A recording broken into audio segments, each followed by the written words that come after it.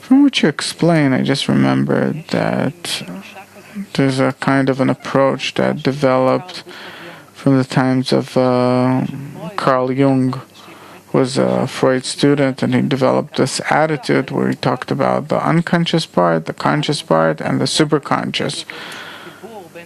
The subconscious and consciousness is kind of a connection of the collective awareness of everything that exists, and it has this kind of a name. It was called, it's like a cosmic library, like there's a kind of a library. And by the way, this is an attitude that is being adapted by many cultures, like the Hindus and many others. Like there's a cosmic library with information. Then a person who's like a mediator, one of the things that he tries to do is to come to that library, take a book, take it from the shelf, and try read it.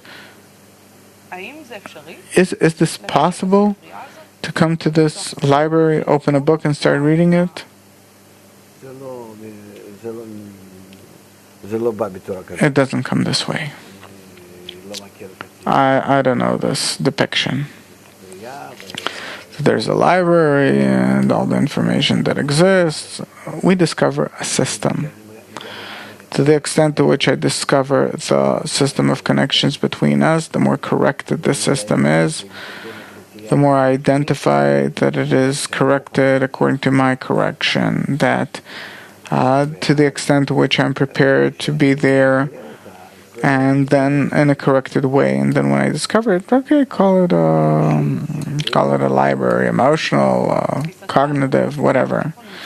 Okay, so the way you see it, where is all of this knowledge that you talk about? Where, I want to understand. Not on the shelves. Not on the shelves. Yeah, it's a kind of an imagination, I get it, but the flow of information is in the ties between us.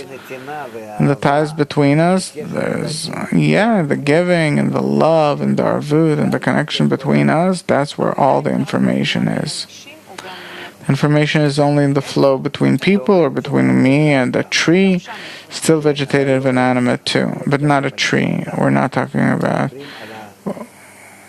We're talking about levels of perception, of attainment, of information that has nothing to do with matter. It's not trees and people's bodies. I kind of lost you. You probably already understand what you're talking about. You're downloading books, giving them back. I don't know. I want to ask something else. You said something that I don't understand. You said the information is hiding. It's not hiding. It's not hiding. It flows all the time between us. I don't mean our body. It's in our desires. All of creation is the will to receive, the will to enjoy, the will to receive pleasure. If everyone, any person is capable, if he makes a restriction over himself, that he doesn't want to be a receiver, but he wants to give, to bestow.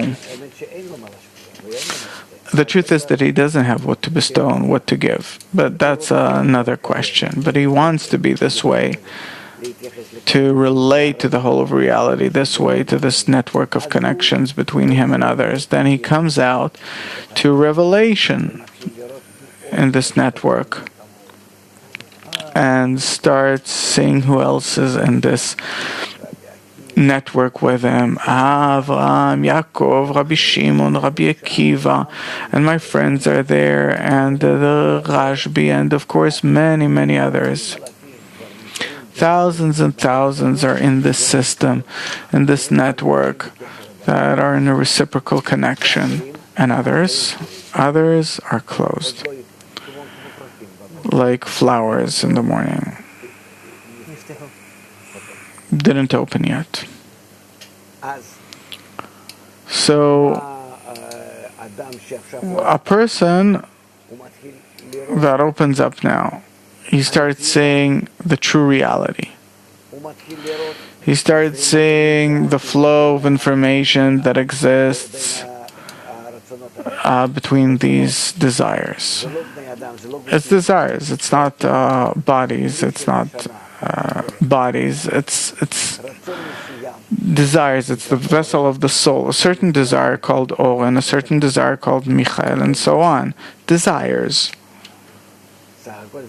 All in all, it's one desire which is divided to many parts and pieces that are connected this way in one integral network.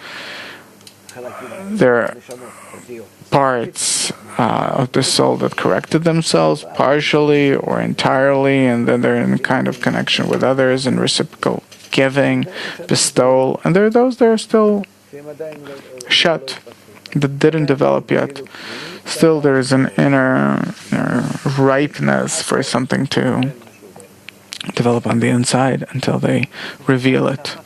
A person that opened up as a flower, what does it give him? He sees from the end of the world to its end. Whatever happens on this network and the result of this network and a result from this network, what happens in our world. How does it feel? He feels that he understands everything that's going on, down to the very last detail. Why do you think this? Why does she do that? And that's how each and every one of us is. And you don't see it on him. That others don't see that he's an open flower? No. Those that are in the same system? No. People around him? No. How can they see? Someone who's not an open flower, he can't identify other flowers? He's closed. Our time is ending in 10 seconds. This is called communicating. So give me a first tip on my way to open up my flower. Open your heart. Thank you. We'll try.